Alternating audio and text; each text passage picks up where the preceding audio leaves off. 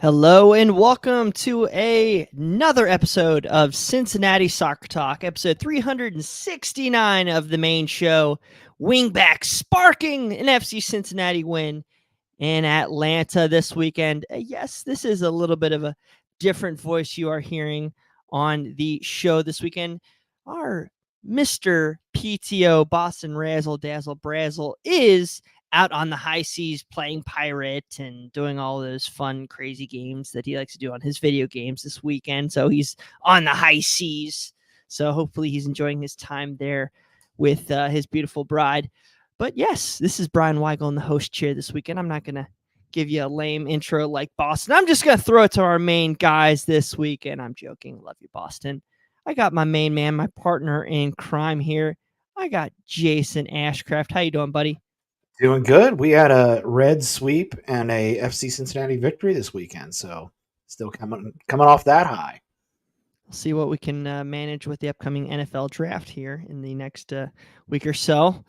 I got our U.S. Open Cup master, our all levels of the U.S. soccer pyramid fan, we'll say.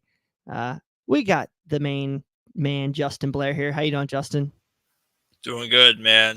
Just got done having a good weekend down in Keeneland. It was a good, relaxing weekend off, and back to get into the soccer vibes, man. Get into it. How's Keeneland relaxing? It should be like intoxicating, gambling highs. See, I'm like an outcast because I just show up to Keeneland to drink. I don't do any of the sports betting or anything like that. That's another beer or two in my pocket. So if I'm gonna make a bet, it's like a 50-cent box or trifecta, but I haven't done it in years. It's official. You bet on the horse that poops before the race because he runs light. That's my betting tips for Kentucky Derby. I actually met my wife at Keeneland, so I'm glad you had fun. Oh, well, we got to hear more about this story some night, Jason. I'm glad, unfortunately, Justin, since you did not gamble, you're not allowed to join the Degenerates page on the CST Slack, all about sports gambling and awesome stories by our very own Nick Suberling. Coming all the way from the East Coast, our satellite office, Cincinnati satellite office in Connecticut, I think that's where you are. We got Josh. How you doing, buddy? Doing well. Sort of happy to be back on the East Coast after spending a full week far west in the islands of Hawaii. No kidding. Just got back about 7 days ago, so getting back, trying to adjust back to regular life. But yeah, we are spending the celebration with the wife. But it's good to be back. Happy to be jumping right back into a Cincinnati victory. You can hold that ring up there again, buddy. You got tying the knot here, Mr. Josh. Oh, I mean, this is the celebration. This was just a celebration. Everything happened. The party. This was our relaxation. So if I was the full-time host, I would you would have known this and bought you a present. So did Boston buy you a wedding present? No, it got lost in the mail, I guess. We all vote he owes you a little wedding love there. Anyone out there, just go ahead and at Boston and on any social media and let them know. We should throw his. Brian could tell you that it is non-stop honeymoon from here on out. So just and I had a great honeymoon because I got to spend it with our own Nate Gilman out in the islands of Hawaii as well. No kidding. Nate was out there, and we had a little CST satellite meetup. Nobody else seemed to want to show, so we celebrated. Jeez, for everyone. A little steep airfare from CDG to some of Maui us care or whatever you were. Yes, Jason. Some of us care a little bit more. I'm a big fan of direct flights, and I don't think there's a direct flight to Honolulu from Cincinnati. There used to be like 15 years ago. Thanks, Delta. But we'll talk good about Delta if they want to sponsor the show one day. But until then, fly Allegiant or whatever. Actually, you don't do that. All right, guys, we had a great week. Finally get to talk about a victory. 2-1 win down in Atlanta. the guys surprised, I guess you could say, coming off a very tough back-to-back losses. Going to Atlanta wasn't an easy gig. But let's start with kind of the starting lineups, guys. I know we debated this all week. Who's the issue? Boupendza? Is it do we want to start Kubo up top still? Is it Lucho? Is it the midfield, the wingbacks? Where does it all reside?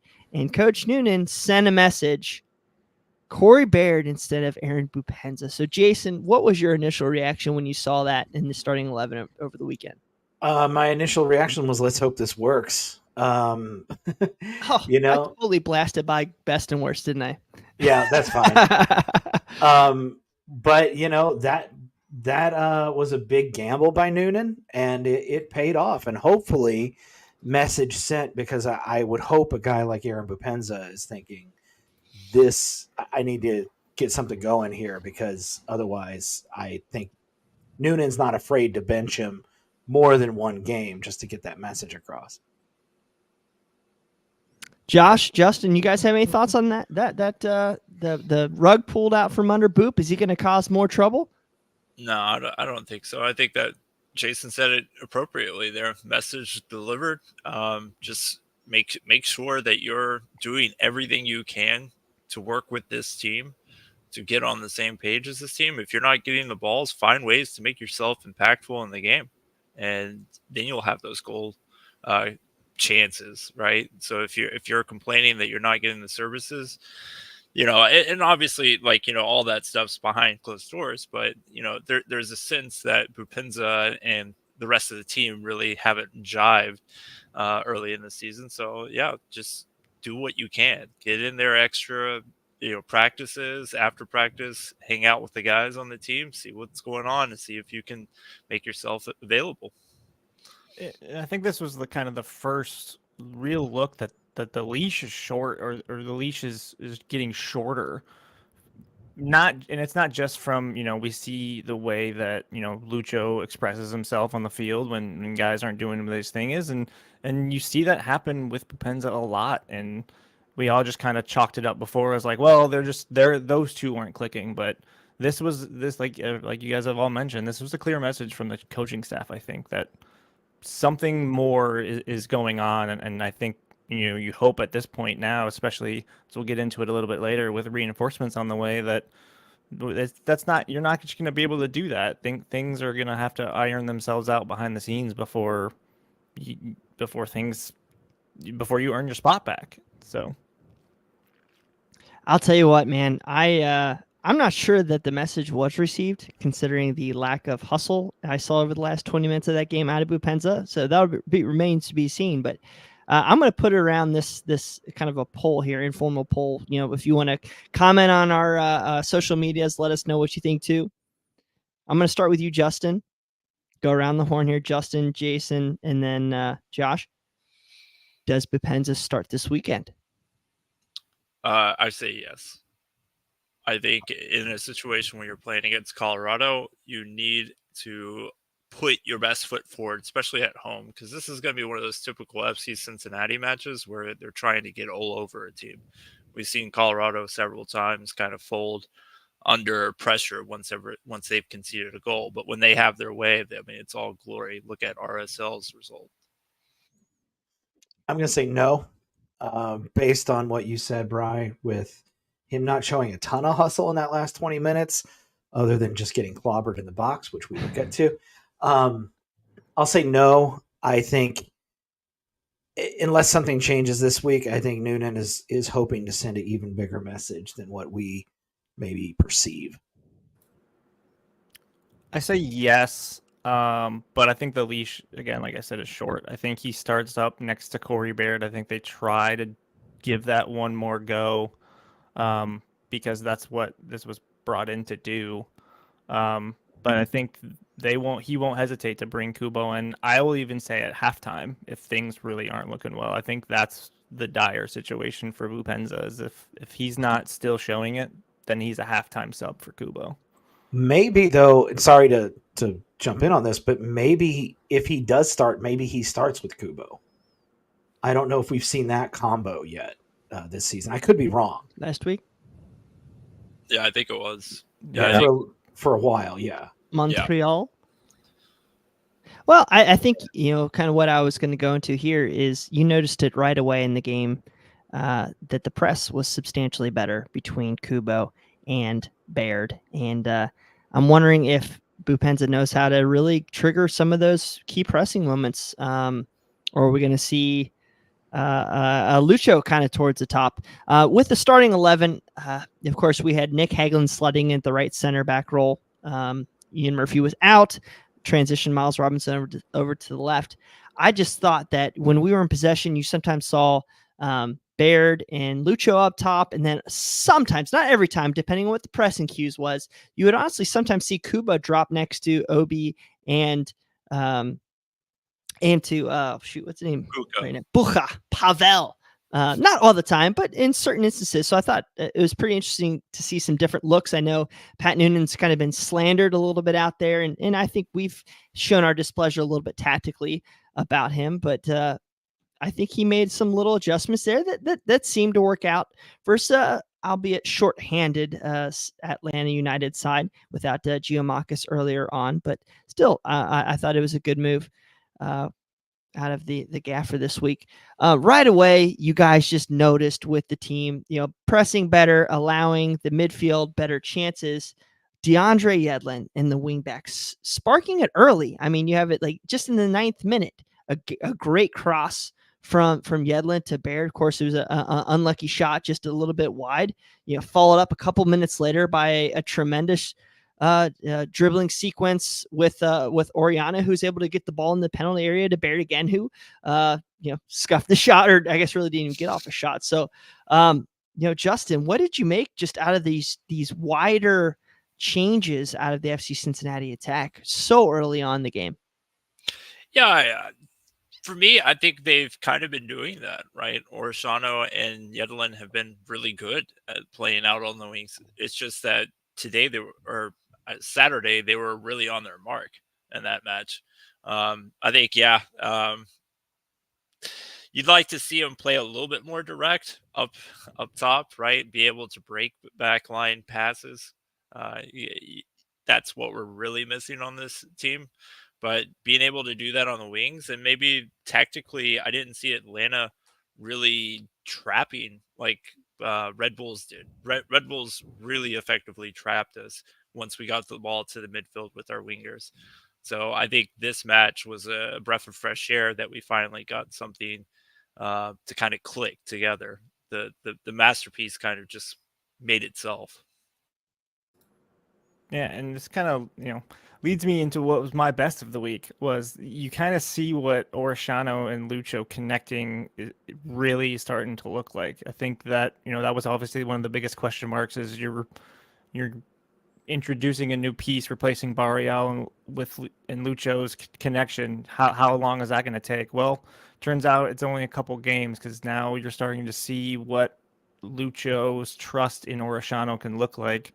There are 1-2 connections. Obviously, we'll get to it, the goal later, but I think you saw some understanding. You saw the wavelength starting to sync up, and I think you're starting to see Lucho trust that right side a little bit more. I know right now we're steering a little bit heavy on the left. And I think if Yedlin and Lucho can get on the same page a little bit more, kind of the way that Arias and Lucho were kind of doing it, and really widen things out on both flanks, I think that's really going to make this offense. It's going to make this offense even more dangerous than it looked this game.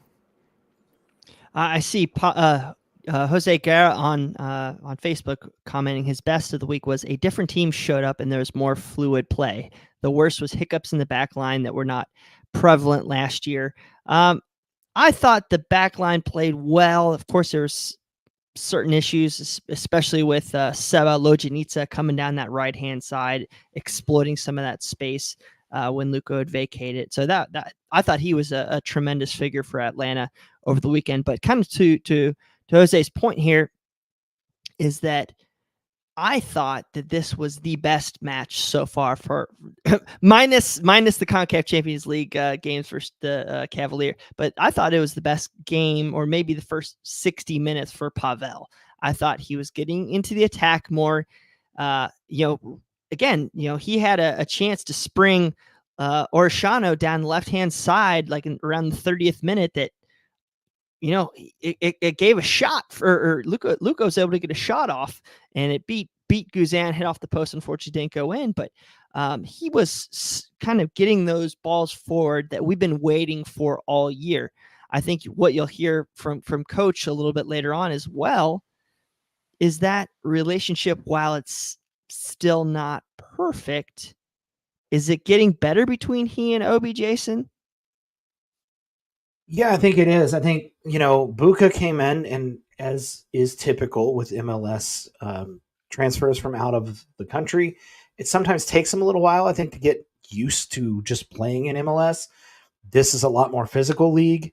This is a league where you're going to have to play on turf. This is a league where you're going to have to travel a lot more than when he was in the Croatian league or the Serbian league.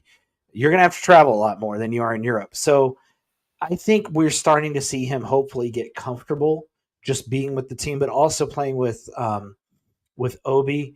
And you're right, he had 2 shots on the match, and I felt like he was seeing the game well. I felt to his partner Obi, I thought had one of his better games that we've seen in a while too, which I think really took some of the pressure off of Buka. He's not really having to be that outlet guy as much. But yeah, I was really impressed with Buka. I was impressed with the midfield as a whole. And I was impressed with the fact that we were actually playing down the right side a little bit in this match as well. So it was good to see things spread out. And I think that's what really led to that first 60 minutes where it seemed like FC Cincinnati was really in control of the whole thing. Yeah, I do agree with you about the controlling aspect of that match. The one thing I kept noticing, and I made mention earlier, is the pressing. And I thought the ability for those front 2, front 3 sometimes to put pressure on that back, let our midfielders breathe. And that's just not something we've seen so far, Jason. I mean, ride or die with Baird and Kuba right now with this press, or I mean, come on, man, it's succeeding. No, I'm getting a shake. Yeah. I mean, and here's the thing too. I've been a Baird defender all season. I thought he was just very unlucky in this match. He looked more confident than he's looked all season. He was a better part of the build-up and finishing than he's been all season. He just got really unlucky. And like I mentioned for Saturday, I would not be surprised if Bupenza is once again on the bench, because just look at how open and efficient they were playing with Bupenza not in there.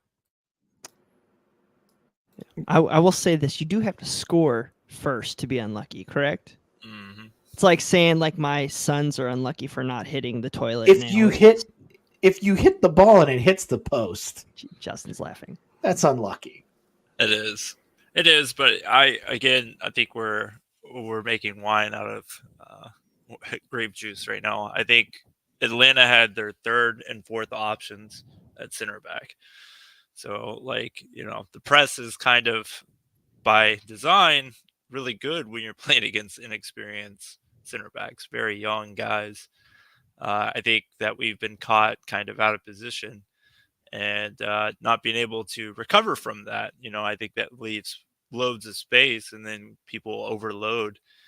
We saw that in the Red Bull game when there was turnovers when we were playing a higher line. We don't have forwards that are playing back toward midfield, kind of absorbing the pressure. So then you have these pockets where midfielders just kind of wreak havoc on Pavel, Buka, and Obina Nwobodo. So I think I like what I saw, but I'm cautiously optimistic in the fact that the competition may have dictated the game more than what our performance was. That's a really good point. Well, let's go to a hot topic for the match. I'm not sure if this is exactly what Josh's worst of the week is, but it might be. But it's definitely Justin's. 41st minute, I guess we'll say Hagelin stepped forward, took a knock. I don't know the extent of that injury yet. And I saw a bone bruise, which is something that Giamakis, I think, for Atlanta was dealing with for a couple weeks. But in the 41st minute, Hagelin's injured in the middle of a play, a break onto our back line, a shot that Alec Can was able to save, but it squandered back out to an Atlanta player. And then Miles Robin has to come out of nowhere to make a great crunching save. And of course, gets kicked, I think, in terms of the play. But then you see both Hagelin down and Miles Robinson down on the field. Unfortunately, Hagelin is subbed out being injured. But the interesting aspect was the ref held out Miles Robinson from returning. The new MLS rules that they instituted for the first time, and correct me if I'm wrong, I feel like this is the first time it was applied, maybe in league's history. What did you guys make, Justin, of Miles Robinson being held out in that instance? I mean, it seemed a little bit questionable, and I'll go on to the rules a little bit here in a second. I think it's just utterly ridiculous. I mentioned before the match that I'm really disappointed in it because it basically incentivized players to forego medical evaluation. Like if they think something's wrong, they get up off of the turf and they just kind of, like the old football adage, you just got a ringer and you're just going. So that's not what we want to see in the game at all.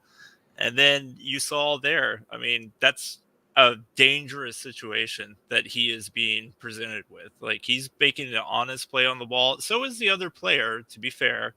But for him to go high with a knee into his chest, and then the referee's just like, okay, well, 15 seconds, you got to go out of the match. I think it's just egregious. It now also incentivizes people to go in dirty and just, make a Reckless. mess out of a tackle. Yeah, because if you're gonna take, like, particularly like if we're talking like a stoppage time situation, right? You're down a goal, right?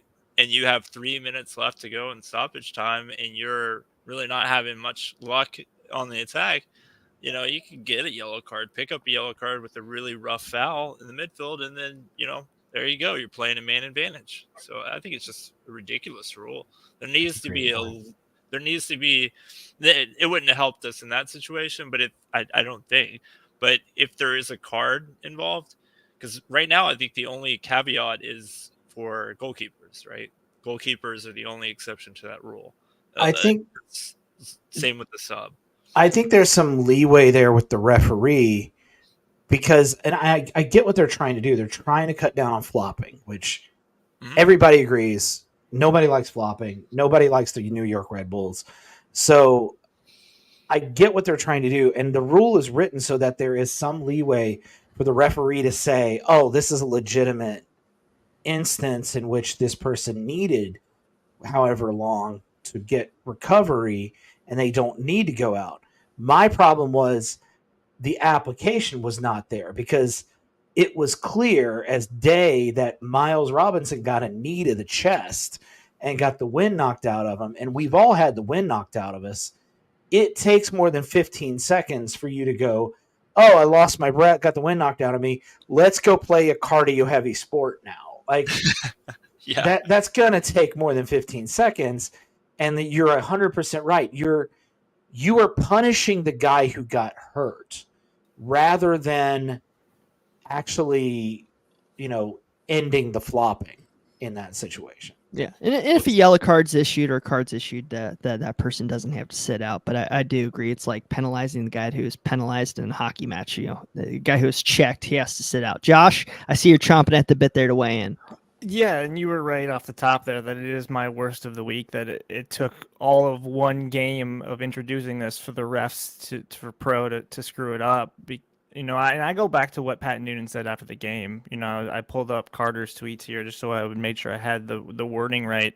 And Pat said, there's a gray area of understanding the new rules. So the refs forced Robin to sit out when the FCC training staff was providing water to the team, interpreting that as treatment. Like that off the top, like that's inexcusable. You're giving discretion to the referee to interpret water as a 2-minute penalty, essentially. Like you're taking a guy off because he needs hydration, and yes, he just took a hard tackle, but like giving the refs more power to screw things up, which they will almost always do, is all this rule is going to do for me. And like Jason, like you said, like the intent I know is there, but you can't do this. You can't have them trying to figure it out on the fly whether a guy needs to come off for 2 minutes. Like there has to be some kind of chart or hold up the pain chart that you get at hospitals. Like do something that says like, nope, this is what it is. This is when he has to come out, because I would pay cash money to see a referee run up with the pain chart. And... but you can't give them the option to guess, because they're going to guess wrong 9.9 times out of 10. And I have a big problem with that. The other point to that particular situation is Hagelin was down. So what stoppage of play was going on there? Like it was the training staff came out for one player and interpreted that another player has to sit out because while the staff was out there, they're like, oh, this guy probably needs a quick drink. Nope, he's got to come out for 2 minutes because what are we doing with it? Not to go Taylor Twellman, but what are we doing? If I don't have the rules in front of me word for word, but I know there is a language that says that the ref may hold a player out versus the ref will hold a player out. So it seems like it's discretionary, and a little common sense would go a long way in some of these situations. Common sense and pro. Come on, Brian. You can't give them the option to try to use common sense. It's an organization that goes, we're trying to pay our lowest guys, and yet the lowest guys, I mean, while they do make like a $15,000 raise, which is tremendous. Like it's all about the head honchos. So come on, they're out for themselves. All right, guys. Let's throw a little sponsor reads here. As you guys know, we are sponsored by Apollo Home. Give them a call if you have any HVAC, plumbing, or electrical needs. Give them a call. Book online at apollohome.com. I saw it's like not third winter, but it's like going to be like 50 on Wednesday, and then it's going to be like 80 on Sunday. So furnace, HVAC, check it out, guys. We're going to be pushing the envelope. We'll see how it goes, but go check them out. All right. Second half, guys. Let's kind of go into this real quick. I had a couple, we were talking about the defense earlier. There was some miscommunication a couple more times throughout the game. Ian Murphy and Matt Miazga had some miscommunications. It sure seemed that there was some channels that our defense wasn't necessarily covering at all times, maybe Luka getting burned. And that all kind of culminated in the 58th minute with the first goal of the match for Atlanta. You had Mascara coming down on that, I think it was the left-hand side, so it would have been our right back, Yedlin. He comes down there covered by Yedlin.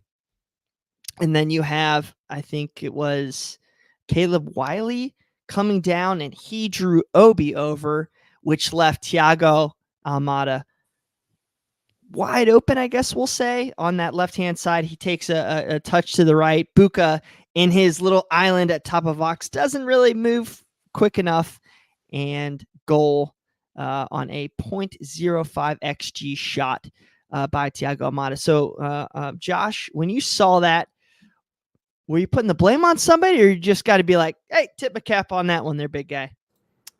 More the latter than the former. You get caught in some bad rotation with the defense, and then the midfield gets a little, slow to rotate. I will say that's the one guy you can't lose, and so that's kind of hard. It's kind of inexcusable, but from that distance, that's the only guy on the field beside in that jersey that can hit that shot. So yes and no. You would like to see the rotation better. You'd like to see folks know where that guy is, but I'm not gonna fault him I'm not gonna be too hard on him because that should be the goal of the week if it wasn't. Jason, I think you said it was Obi's one of his best games. What'd you make of that play? You're asking the wrong guy. I don't remember that goal at all. I I blocked it out of my emotionally. mind. I saw it go in the net, and then my brain just went, "Nope, we're gonna forget that ever happened." That's Yeah, so I- bad. When I immediately saw it, I thought, oh, Pavel didn't make, but he was kind of in conflict, right? There was another player at the top of the box as well. And then I was like, okay, well, Matt maybe should have stepped forward in that situation. And it's like, that's just way too much depth. It's just one of those things where you tip the cap. I mean, I think what was the XG on that? Like 0.5. Yeah. 0.05. 0.05. You're going to And make yet- a goal like that, then, applaud. Yeah, I think the XG for the game, at least on MLS, they're all the websites are different. I think MLS had the XG at 2.5 versus 2.1 in favor of FC Cincinnati, and I think 0.8 of that came on an early chance from Atlanta, and then that was 0.05. So these stats are wild, but it kind of does go back to the point that FC Cincinnati, they had the most shots that they had on in a game all season to date, except for the Champions League. So that was good for them. And the luck finally hit in the 62nd minute.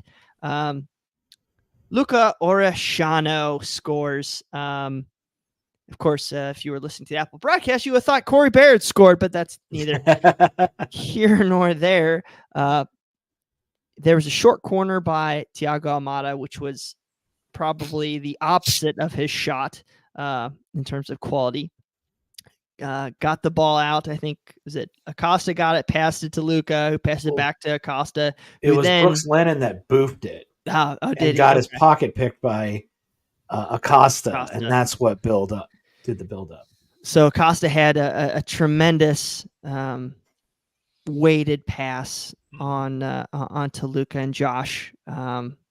What was your reaction coming off your Hawaii high, having no Mai Tai with you there when Luca scored that goal? Oh, big tall boy there, Jason. Look at you. Going low carb, I got to get rid of him.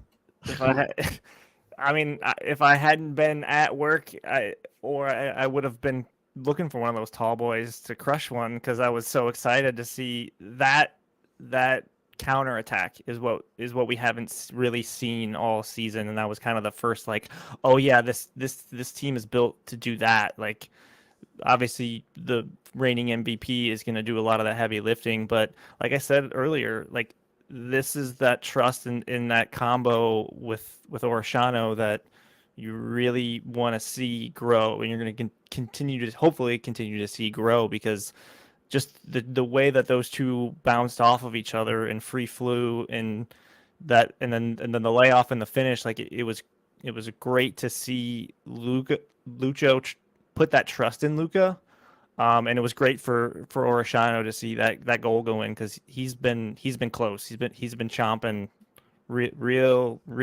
close to a couple of those shots. So to see that to go in for him, it was a huge relief for everyone involved. Poor Brooks Lennon got burned twice on that play because he had his pocket picked, and then he was the last guy back that Oreshano beat on that through ball. So like he just at that point you just got to hit the showers because the day is just done at that point. I don't know what you guys were talking about. I thought Corey Baird scored that goal. There you go. Yeah. Movement from Baird to snag it. That's our guy too, right? The one that's on CST every once in a while. What was his name? Yes. Steve or whatever. Cangelosi. Yeah. He Oreshano is exactly what I want to see as far as a line breaker. Because that guy started his run from just inside of our own box and then ran all the way down there and just blew past everybody. I mean, the speed, the endurance, I mean, that's a long way to go at full sprint. And he made it, and he made the run, and Lucho, again, just beautiful, beautiful ball. Got it bent right past that last defender, and it's just one-on-one. You're not going to win that. I have a theory, guys. I have a theory that Corey Baird peaked too early. He peaked in the preseason when we were banging in all these goals. So did Bupenza. So, God, Pat, you need to work on that, bud. Got all those goals in the Philly match, and it was over.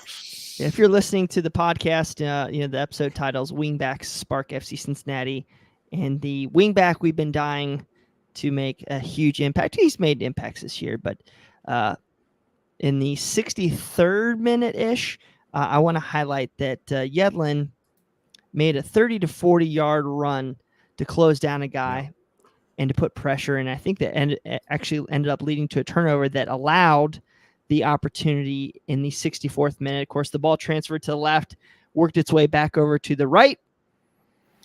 Yedlin takes a couple touches, comes down that right side, lofts, I don't know if it's a floater or what, but we're just going to say an amazingly weighted cross over the top of Corey Baird and right into the, we'll say, quote unquote, inner thigh of Lucho Acosta, who gets it in control and slots it home for what would be the winning goal. I think we've been waiting, Justin, for that cross, and I correct me if I'm wrong. I think we can't wait to see what that type of cross is going to be when we have a guy who's 6'3", 6'4", and can handle those much better. Absolutely. Yeah. I mean, he's been so explosive and so thrilling and just a defensive menace, right? Like he's going at defenses and they have no idea how to handle. But this one was a little bit more, a bit different, right? I think he saw the opportunity, checked it up, because he's been going straight to the goal line every single time on his runs. And this time he said, okay, well, I'll play it back. And then I really want to tip the cap to Corey Baird and, of course, Lucho Acosta for the communication on that play. Like, you have an opportunity to go up there for it and put a header on frame. You're struggling to get in goals, and Lucho gives you a shout, let it through, and perfect, right on the money, right to Lucho. I think that Guzan had no idea what he was doing at that point. Yeah. But I'm very happy because we all know Yedlin can do that. It's just the last few years have been, a bit lacking on that final touch.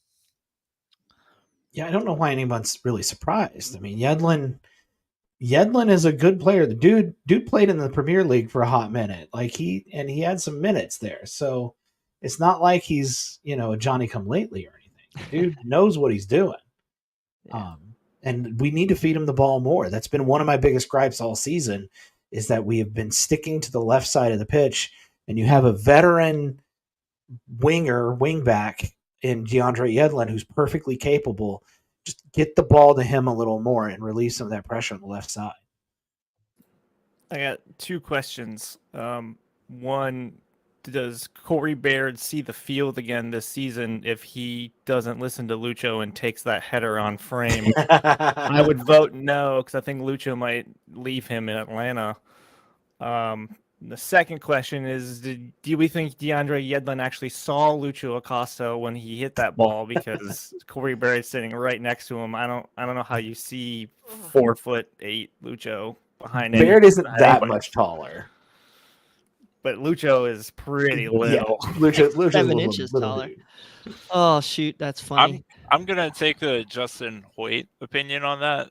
Is that you just let the guy deliver it in there and trust your strikers to make the runs. Like you just make the run and hope that the ball is going to get to you, right? And I think at that situation, I think Yedlin probably just said, okay, I got 2v2 and they're kind of compacted there. I can just kind of drop it in, and it worked out great. It's like Joe Burrow to Jamar Chase. Jamar's open out there somewhere. Just send the ball. Oh, shoot. Well, I have a couple more notes on the game before we head out and talk about a new transaction for FC Cincinnati. Boop came in towards the end of the game. I don't think he had a tremendous impact. Yes, there was a moment in stoppage time where shoulder to shoulder. I don't know, elbow out, but somehow he didn't get, there was no review or anything on him getting knocked down in the box. I think I would like to have potentially seen a little bit more evaluation of that. But man, the thing that got me, and I think I'll just leave this as a round table to you three, just a real quick yes or no. Matt Miazga is on a corner kick towards the end of the game. Brad Guzan came up, corner kick, found Matt Miazga, who I think had enough space to take a 70-yard shot, which I would have loved to have seen. Instead, he passes it. So I'm going to go Justin, Josh, Jason, around the horn. Do you shoot or do you do the safe measure? We'll call it the wimpy measure for Matt Miazga. Very un-Miazga-like. How many circuits do you want to run on Tuesday morning? That's the question, right? It's you should definitely be conservative. We blasted Santos for being aggressive in situations like that, so I like what he did. Josh? No, you shoot that ball. Yes! It's not a question. You shoot. You pick your head up. You shoot the ball. Justin took a bullet for us. The actual caveat there is, if we're not saying rocket, you don't got to hit the net in the air.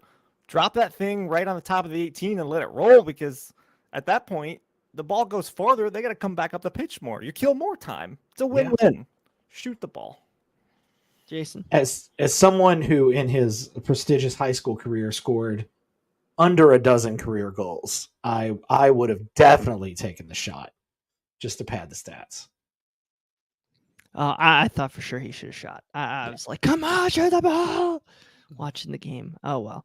Good overall performance. Don't want to leave out an amazing play by Obi and Iwobi towards the end of the game to also make a tackle right outside, right on the edge of the box. Showed his class there. Overall, great game by FC Cincinnati. If you guys want to hear a little bit more about the tactical evaluations of the game, make sure to check out Talking Tactics with Coach Goff and Justin Hoyt, former FC Cincinnati player. You can find them on Apple Podcast. But Coach gave us a little bit of a video to talk about this week's game. Hey, everybody, it's time for Coach's Tactical Takeaway, a segment where I'm going to come in each week and talk about one tactical thing that I've been noticing this past week. And here it is for match week 9. I want to talk about field spacing when FC Cincinnati attacks. It has been a mess, and that is part of why FCC has been struggling offensively.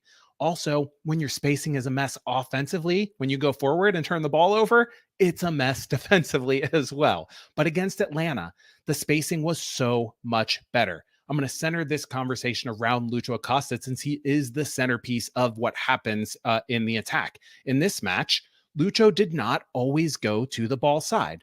And that's not totally unusual. He often will hang out on the weak side. The difference is here, they intentionally did not need him to.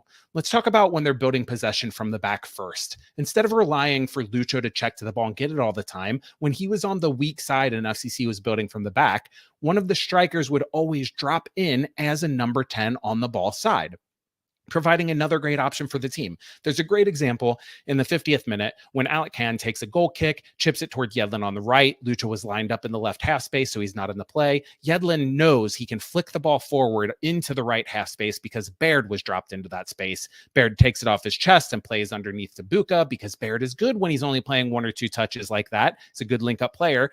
Buka then plays it to Lucho in the half space, and he is off and running. There's a similar play in the 56th minute, but it was Kubo who dropped in. So now let's talk about spacing in the final third, in the attacking third. The forwards are needed in around the box. So in this case, when Lucho was on the weak side, Buka or Obi, usually Buka, would press in as a number 10 on the ball side to help facilitate things. We saw it in the 34th minute when Buka ended up getting a shot with his left foot. He exchanged a pass with Baird there, and then played the ball into Yedlin. Yedlin tries to make a cross, and it's deflected to Buka. Buka ended up shooting, but if you pause it on his shot there, he has Lucho wide open to his left. And that's the thing. Lucho is not getting fewer touches. It's just instead of getting the first or second touch in build or in the attack, he is getting the third or fourth touch, which means he is there to make the play, not to lead to the play that makes the play, right? He is the one facilitating things instead of trying to be the guy who both progresses the ball and facilitates things. Now, was this down to the way Atlanta United defended, or was this straight from Noonan and company working on the training ground?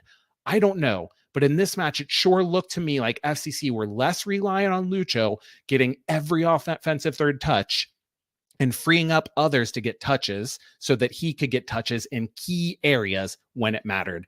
And that's what I'm going to be watching going forward. That's Coach's tactical takeaway from match week 9. If you want to get more content like this, make sure you head on over and get subscribed to the podcast, Talking Tactics with Coach Goff, where Justin Hoyt and I broke down all of the Atlanta United match in detail, and we do so each and every week.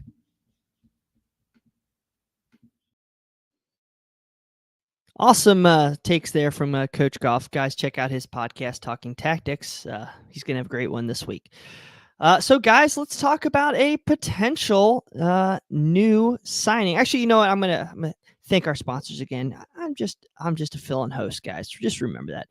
Go check out Beyond Exercise, our great supporter of the show. Beyond Exercise is a local physical therapy and fitness business that helps anyone get active or stay active. In fact, they've helped Nick Hagland and CONCACAF Champions League participant with CF Monterrey, Brandon Vasquez, with their physical therapy and strength training needs. Ask the fellas at Beyond Exercise about their ACL injury prevention screen, which is piloted with Nick and Brandon. To learn more, go to gobeyondexercise.com. Gobeyondexercise.com. All right, guys. I gave you all a little bit of homework about a potential new signing. Since I put this on a rundown, it's been confirmed by Pat Brennan, it's been confirmed by Laurel, and it was broken, I guess, locally here by Kenta. Go check out those great people. We've retweeted all their tweets and reporting.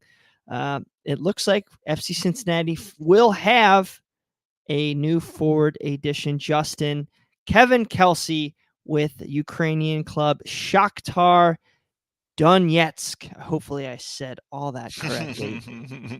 Yeah, you guys will be killing me. You said it correctly.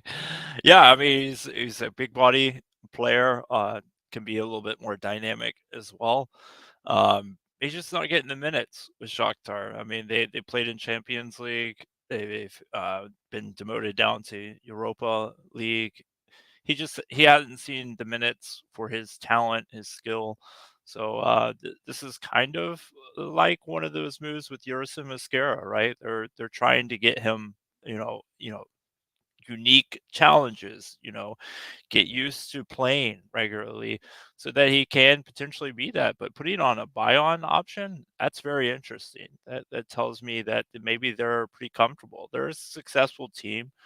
From a Ukrainian perspective, obviously they have no qualms qualifying for European play. So I think if he comes in and can kind of fill some of the voids that FC Cincinnati has, particularly when it comes to in the box finishing, that $7 million could be something that they lose their investment on. Again, 19-year-old forward from Venezuela coming in from Ukrainian side Shakhtar Donetsk. Loan fee of about $700,000 and then a reported $7 million buy-on fee. Josh, this is a statement. There are not many U22 or, for that matter, 19-year-old players coming into MLS for that much money. I mean, this is a Miami. This is I know it's tough to compare because they were YDPs, but Ezekiel Barco, Almada level signing. I mean, it's a huge statement. If we can or buy him. Yeah, it absolutely is. And I think the not so secret missing link to this piece has been the play that Brandon Vasquez brought as the target striker in the way that this offense was built last year. And I think if you can bring in someone of his caliber, I think Jason and I were talking before the show started. He's got a Champions League goal at 19 years old. How many players in FC Cincinnati's history can say they have a Champions League goal?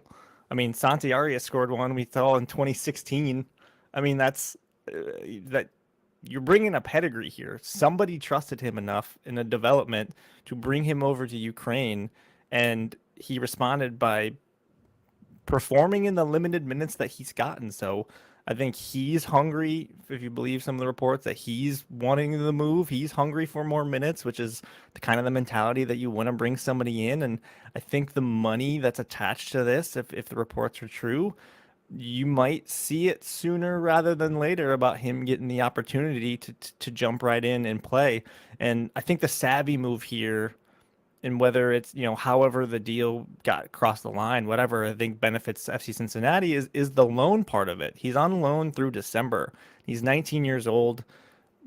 Maybe if things don't click, or if things looking a little rough, or whatever, as we've seen in MLS when young players traveling to this country and it takes a little while for them to get acclimated. If things don't work out, then it's like, okay, well, we tried, and you know what? We'll have 3 more U22 spots available to try again in the summer, or in the next season. So I think it's a win-win all around for everyone, and I think it's gonna yield some great things for the offense.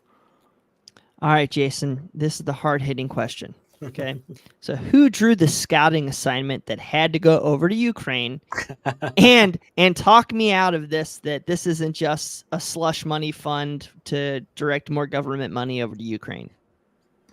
I mean, if it is, I'm happy to give them more money. They certainly need it and can use it. I don't think anyone is going over there, but I do want to say, like, can you imagine being a 19-year-old kid going from Venezuela to Ukraine, playing in a city that is now kind of like at the center of a war zone, because Donetsk that's one of those cities. They don't play there. Yeah. They play in Lviv or Kyiv. Yeah, but even Kyiv, you're in a country that is consistently being under attack, unfortunately. Slava Ukraini. But then you go and you do that, and now you got to come all the way to the U.S. at a 19-year-old kid. I mean, at 19, I was in college, only an hour and a half away, and I was completely lost for a while. So, I mean, more power to this kid. I have the utmost respect for that, because I certainly couldn't have done that at 19 years old. And I hope, for his sake, when he gets here, that everybody is welcoming and makes him feel at home. And, it makes that part of the transition easier, because let's not forget, he's barely an adult at this point. Mm-hmm. Yeah, I think it's very impressive. This young man did go over to Ukraine at such a young age. And of course, he had that opportunity because at that time, Shakhtar didn't have the funds to go out and buy somebody. Now, this is a good bit of business for them, regardless if it's a loan, because I mean, he was basically bought, I think, for around that much money. Yeah. So it's a good bit of business for Shakhtar, and it could be a great bit of business for FC Cincinnati. I mean, go ahead. And correct me if I'm wrong, but I think all loans in MLS have to have a buy-on option. That was the deal at some point with Yersin Mosquera. I can't imagine that was part of the deal. So maybe that's something that's changed over time in Major League Soccer. I will say, though, I feel like I've charted this, that U22 spots are like a roll of the dice. But this guy, I feel like, is a little bit less of a role, because he's had to perform. He's been abroad. He's had that experience. He's been in pressure situations like Shakhtar. I mean, you have to perform there. I mean, there's no, hey, we'll let you go. I mean, he's been supplanted as the top guy, and I think there's some debate that he's maybe even third or fourth or even lower on the pecking chart there. They have a tremendous young Ukrainian player that is banging in goals left and right for them right now. So that's tough. That's tough to do. I am excited to see how this plays out, but I also want to have tempered expectations, because how many of these U22s have worked? So he's John Tolkien. He wasn't a U22 player. Yeah, I know. Well, yeah, one. He is. Is he really? Well, McGuire. He was still a homegrown guy, wasn't he? Yes. Okay. So what? But Barreal, Barreal's great, but you've had Anguilla, Viacia, and Atanga. Yeah. And how long did it take Barrios to Thiago really Almada. hit? But he's I mean- he's a YDP. I thought Almada started as a U22, didn't Oh, he? did he? Okay. Brian, I thought Atonga was your guy, wasn't he? I love Isaac Atanga, dude. I love Sauce. I love Sauce. No, I'm very excited for him, and I can't wait to see what that profile brings to FC Cincinnati. All right, a couple other things that we'll talk about here in a second, but we are trying to give our love to the U.S. Open Cup, even though I poke many fans of them on social media right now. But it's all about y'all talk smack to me. I'm gonna talk smack to you, and we're gonna have those fun. Oh, Jason, give us our rundown, Justin, of what we should look out for with this next round of the US Open Cup. I mean, there's some pretty attractive matchups with some lower division sides versus MLS clubs. Excuse me for a second. Is this Roots? Is that Jason, Roots? Yeah, I had to get my Oakland roots. there you go, Scarf man. on.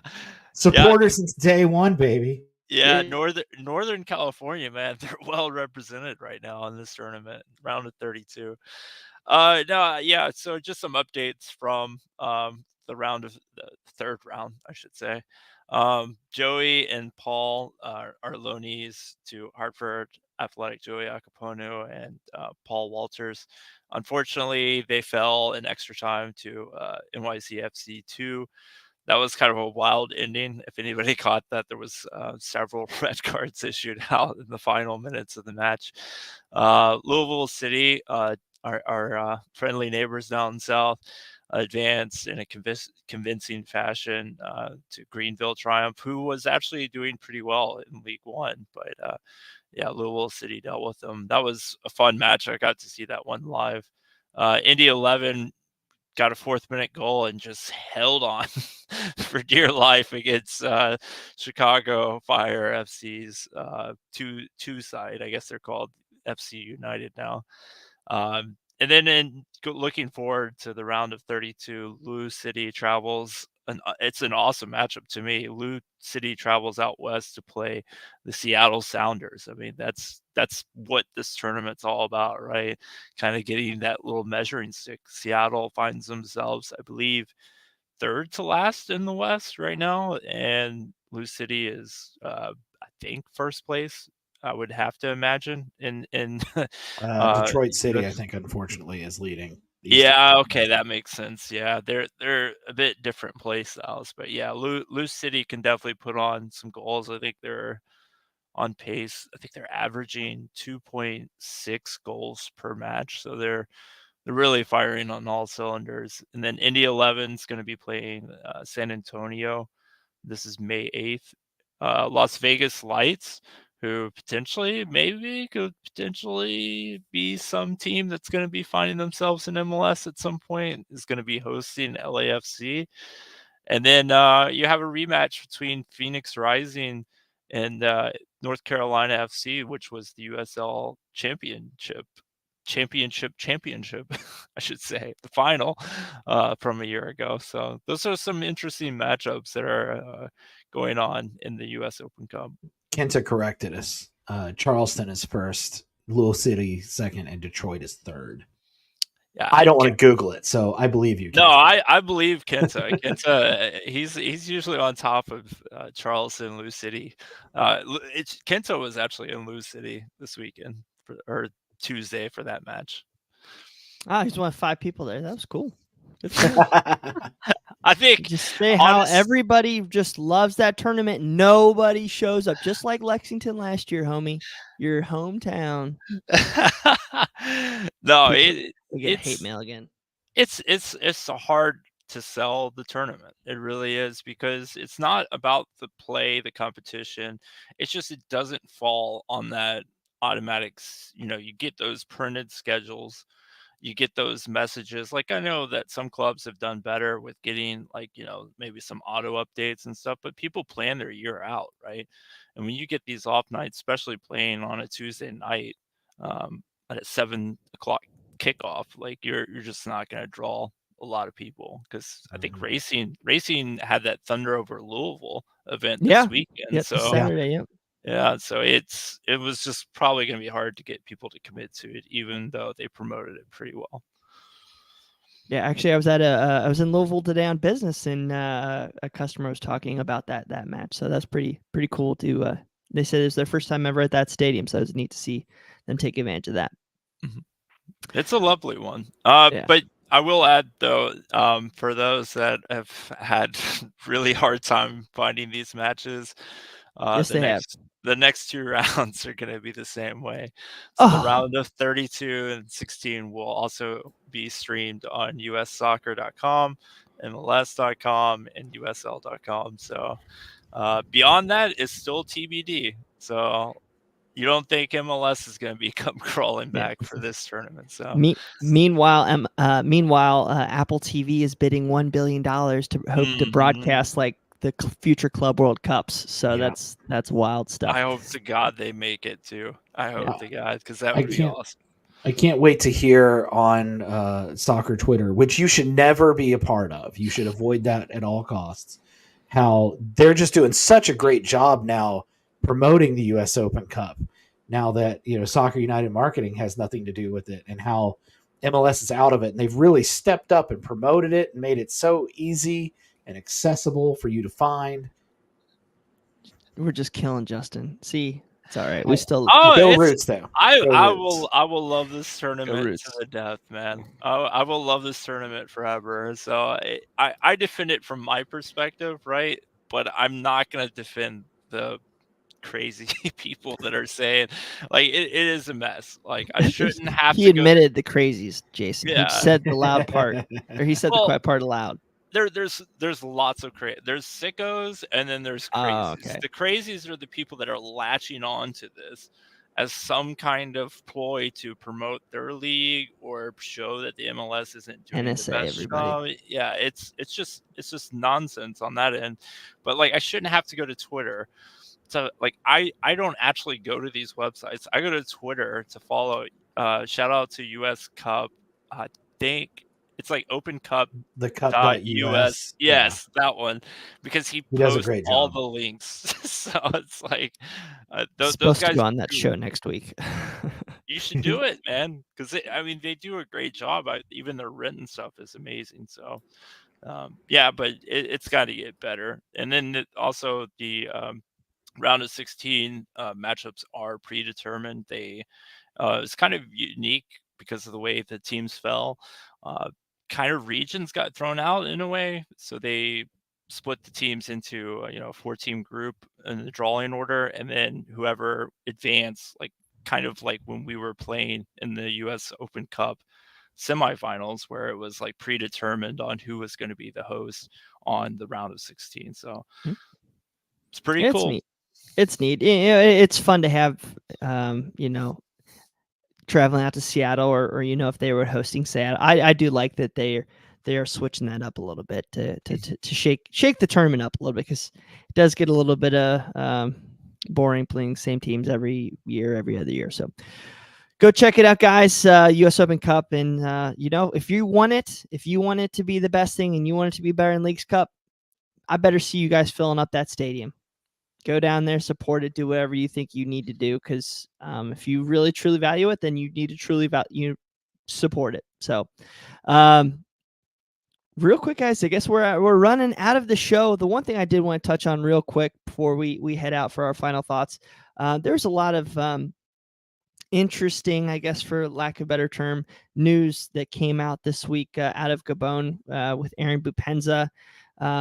I guess last Tuesday they said he put out I saw Instagram, then I saw TikTok, but he did put out some sort of post saying that he will not return to the Gabon national team while head coach Thierry Munyama is still in charge. He questioned his credentials. He questioned, I guess, some administration choices and maybe not necessarily acting in the best interest of the federation. And he called that out. And unfortunately, the Fed struck back, I think rallied a lot of the Gabonese tabloids against Aaron Bupenza. Let's not, neither of these parties are innocent, but I think we also can see that the Gabonese National Federation is not the most does not have the highest character out there. I think you can Google. There's a lot of things I saw with youth soccer, things like that. But long story short, Aaron Bupenza will not be featuring for the Gabonese national team apparently until he makes a apology to the coach. Unfortunate. Do you guys have any thoughts on this situation? And outside of him, I mean, I guess it doesn't necessarily affect FC Cincinnati in a hugely negative way. Maybe hurts, future loan or sell-on fee, later on. You guys have any comments on that?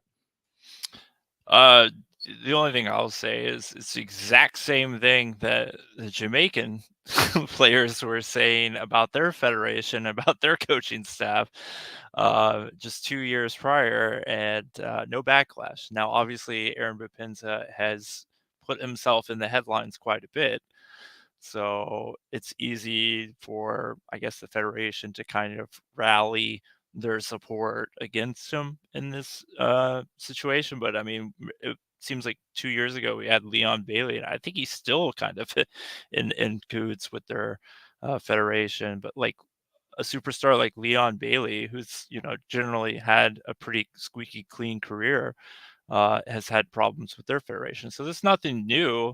It's just that, unfortunately, in my opinion, Bupenza has kind of vilified himself a little bit with some of the antics.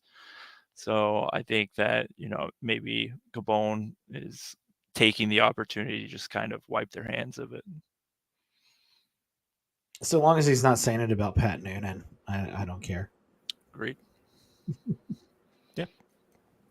No slander against Pat or Lucha or Chris. No.